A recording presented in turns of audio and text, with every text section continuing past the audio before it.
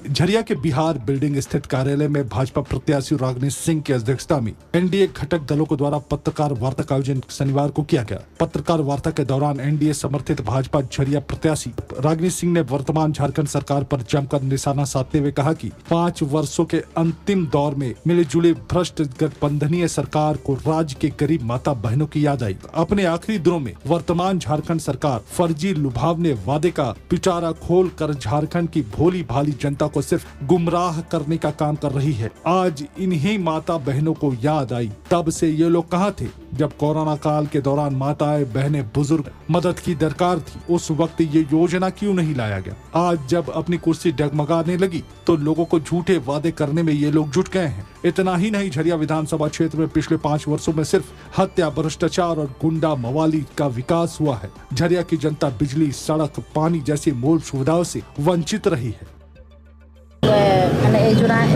ऐसे तो कई योजनाएं हैं, आपको संकल्प पत्र भी दिखा चुके हैं। जैसे ही हमारी भारतीय जनता पार्टी की सरकार बनती है तो पहला प्राथमिकता है कि गोगो दीदी योजना, जो हम लोग महिलाओं को जिस तरह से अभी जो सरकार गुमराह करने का काम, जो कई बुजुर्गों का पेंशन बंद कर और महिलाओं को जिस तरह से ठगने का जो काम कर रही है सरकार, तो वैसे स्थिति में कई हमारे माते बहनें बुजुर्ग हमारे कंप्लेन आ रहा है। तो आप सब देख रहे हैं किस तरह से ये ठगबंधन का सरकार ठगने का फिर से प्रक्रिया शुरू कर दिया है।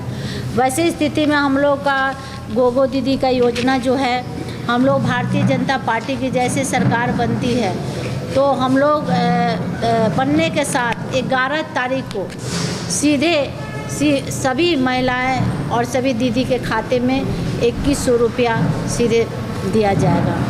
दूसरा, हर घर नल जल योजना, जो माननीय प्रधानमंत्री जी का ये सोच है कि हमारी माता बहनें घर से बाहर ना जाए, हर घरों में वो पाइपलाइन जाए। जो झरिया विधानसभा पिछड़ गया है, उसको हम लोग को लक्ष्य है कि जैसे सरकार बनती है वो हर घरों में हम लोग पाइपलाइन का कनेक्शन ले जाए, ताकि झरिया में पानी की जो समस्या है वो दूर हो।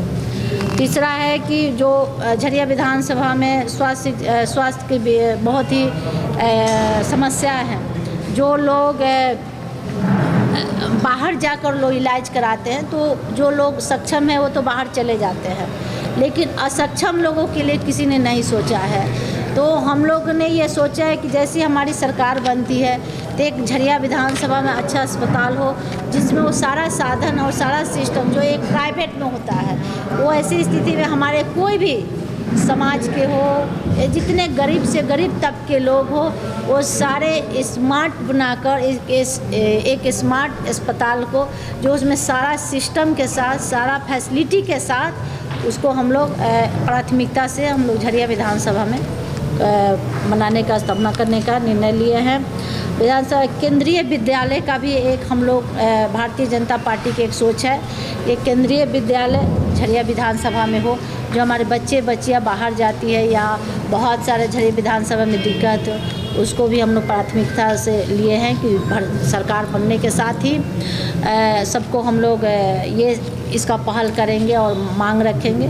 और दूसरी कि सरकार पांचवा, सरकार बनने के साथ हर महिलाओं को 500 में गैस सिलेंडर हर घरों तक पहुंचाने का उद्देश्य है, ताकि हर व्यक्ति कोई भी धुआं से किसी का आँख ना खराब हो। और बहुत तरह के विपक्ष लोग तरह तरह के हवा उड़ा रहे हैं। ऐसी स्थिति में हमारी सरकार निर्णय ली है कि जैसी हमारी सरकार बनती है तो 500 में गैस सिलेंडर दिया जाएगा, और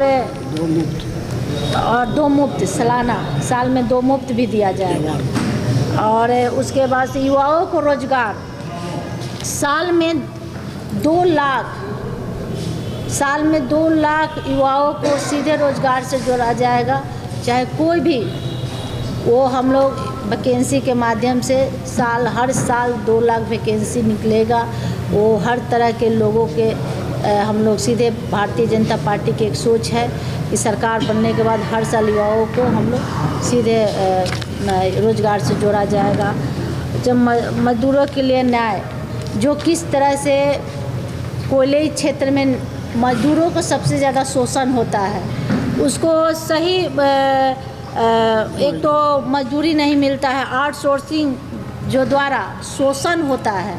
लोग स्थानीय लोग धूल खाते हैं, मिट्टी खाते, डस्ट खाते हैं और उसके बाद बाहर से लोग आते हैं रोजगार ले। हमारे यहाँ स्थानीय को दरकिनार कर कर कुछ लोग दलाल पैसे लेकर बाहर से रोजगार दिलाते हैं और हमारे स्थानीय को दरकिनार कर जाते हैं।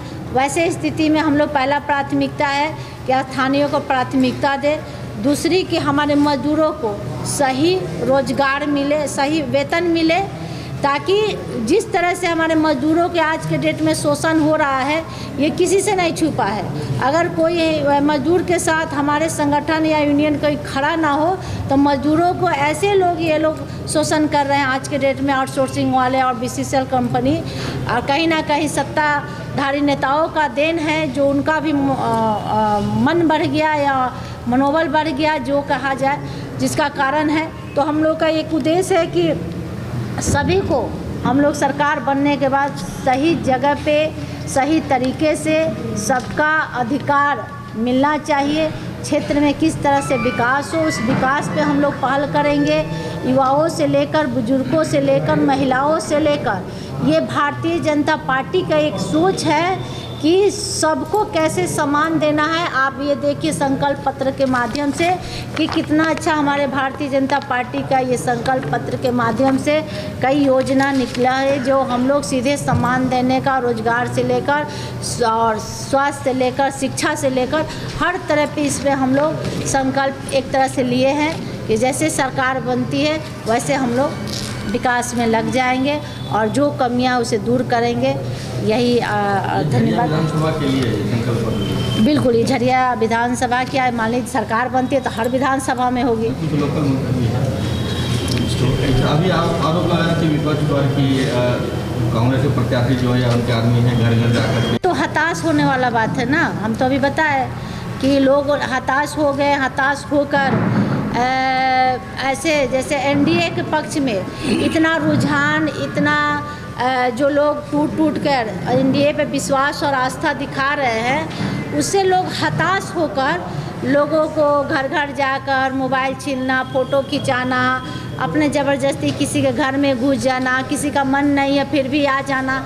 तो ये सोचिए कि कितना ओछी राजनीति है कि हम किसी का मन नहीं है फिर भी हम किसी के घर में चले जाते हैं, किसी का मोबाइल से ज़बरदस्ती फ़ोटो खींच लेते हैं, किसी को प्यार से मतलब डराना धमकाना। तो ये गुंडागर्दी है। 5 साल में गुंडागर्दी तो हुआ है। विकास के नाम पर अगर 5 साल हुआ है तो गुंडागर्दी और हत्या का यही 2 चीज़ सबसे ज़्यादा विकास हुआ है। झरिया विधानसभा में कोने कोने से आवाज़ आ रहा है कि ऐसे गुंडाओं को हटाना है और भारतीय जनता पार्टी को लाना है।